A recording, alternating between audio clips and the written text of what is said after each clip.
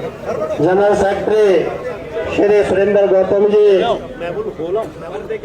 मंडी इकाई के लोकप्रिय परिवहन संगठन के प्रधान श्री अनूप कपूर जी व उपाध्यक्ष राज्य स्तरीय परिवहन संगठन के वहीं पे हम बातचीत करते उपाध्यक्ष श्री ब्रिजलाल दीवान जी और राज्य स्तरीय सर एक बार आज कार्यकारिणी के थोड़ा जोर से बोलें सर। नहीं कोई बात नहीं सर, आज से आपका वाइस प्रेसिडेंट चुका है, श्री अभी भी आपकी मांगों पर गौर नहीं हो रहा है। रणवीर चंदेल जी, आंदोलन शुरू है, ये हमारा प्रथम पायदान है। आंदोलन का ये केवल यहाँ नहीं हो जाती। हम तब तक आंदोलन करेंगे जब तक परिवहन कर्म जो पेंशनर हैं उनको कोई उनका स्थायी समाधान नहीं मिल जाता, तब तक का हमारा आंदोलन अनवरत चलता है। सर, किस तरह की मांगे आपको पूरी नहीं हो रही है? वित्तीय मांगों पर भी गौर नहीं है, ग्रेच्युटी और लीव इनकैशमेंट भी की अदायगी अभी करनी बाकी है, तो क्या कुछ कहना चाहेंगे? ये जितनी भी हमारे वित्तीय देनदारियां सरकार के पास लंबित हैं, हम उनका एक मुश्त इलाज चाहते हैं। एक मुश्त हमारी देनदारी चुकती सरकार करे। और मेरा सरकार को एक निवेदन रहेगा, ये जिस तरह की घोषणाएं आए दिन होती रहती हैं, फ्री ट्रैवलिंग की वगैरह वगैरह, अगर वो घोषणाएं सरकार को करनी है उसकी एवज में परिवहन निगम को धन उपलब्ध करवाए, जिससे उन योजनाओं को अमली जामा पहनाया जा सके और यहाँ जितना भी सर्विंग एम्प्लॉय है या पेंशनर है तो उससे सफर ना हो। ये मेरा उनको सुझाव रहेगा। अगर ऐसा वो करने में सक्षम नहीं हुए तो आंदोलन विकराल रूप लेगा, जिसकी पूरी की पूरी जिम्मेदारी हिमाचल सरकार की होगी। सर, इससे पहले भी बीओडी की बैठक हो चुकी है और आप भी कई बार प्रदेश सरकार से मिल चुके हैं, तो क्या लगता है आपको कि अब आपके प्रदर्शन करने के बाद आपकी समस्या इसका हल हो पाएगा या नहीं? मैं आपका प्रश्न समझा नहीं। मैं ये बोल रही हूँ, सत्य प्रकाश शर्मा जी को इससे पहले भी बहुत बार अपनी जो मांगे हैं प्रदेश सरकार के साथ उठा चुके हैं, मुख्यमंत्री से मिल चुके हैं, परिवहन मंत्री से मिल चुके हैं, लेकिन आपको आश्वासन ही मिला हुआ है। और आपको लगता है कि प्रदर्शन करने के बाद अब ये जो समस्या का हल है आप लोगों को मिल पाएगा?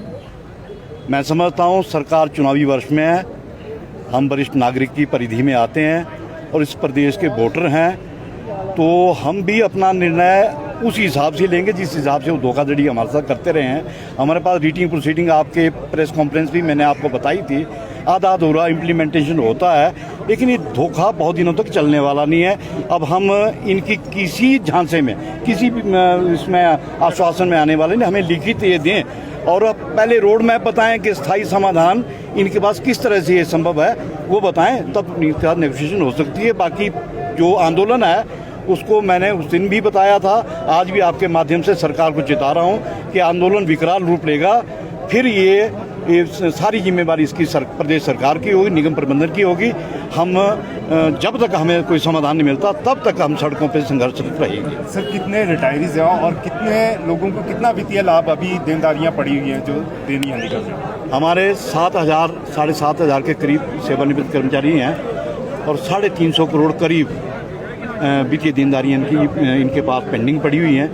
और मुझे नहीं लगता कि जिस तरह से पेंशन कंटिन्यूटी भी इन्होंने माना था 22 अक्टूबर जेसी शर्मा की बैठक में, तो उससे भी अब अपने कहे हुए वचनों से फिरे, तो अब इन पे विश्वास हमारा इन पर से उठता जा रहा है।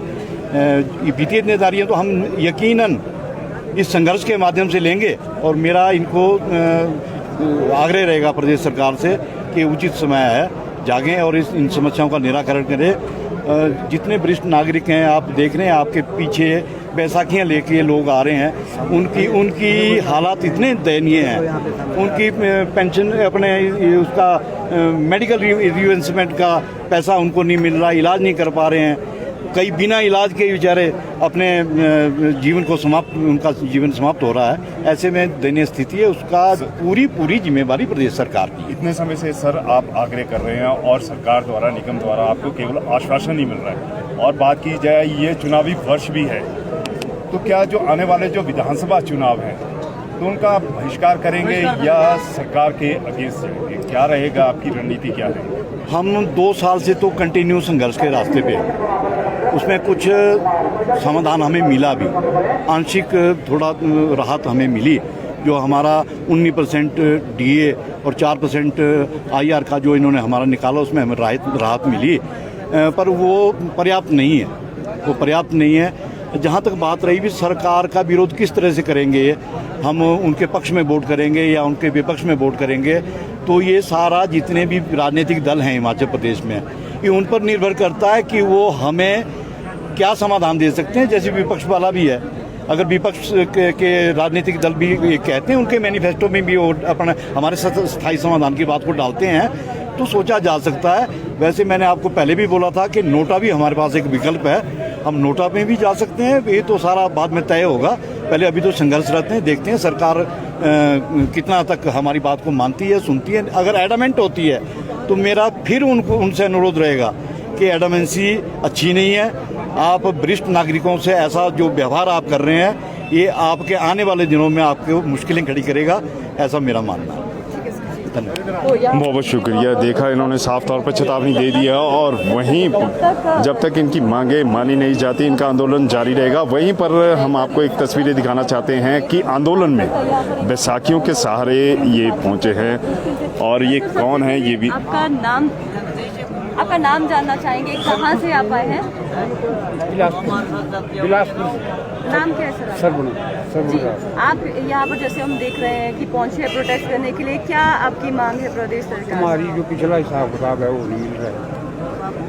कितनी मुश्किलें आपको आ रही है, क्योंकि जो देनदारियाँ रही हुई है सरकार की तरफ से आपको करने के लिए, उसकी वजह से कितना मुश्किल हो रहा है आपका? बहुत ज़्यादा मुश्किल हो रहा है जी। घर में आपके कौन है और लोग क्या कमाने वाला, घर में कोई दूसरा व्यक्ति? और कोई नहीं, बच्चे हैं बस। कौन कौन है परिवार में? 2 लड़के 2 बहू हैं। अच्छा, क्या वो पूरी तरह से आप पर निर्भर है? हाँ।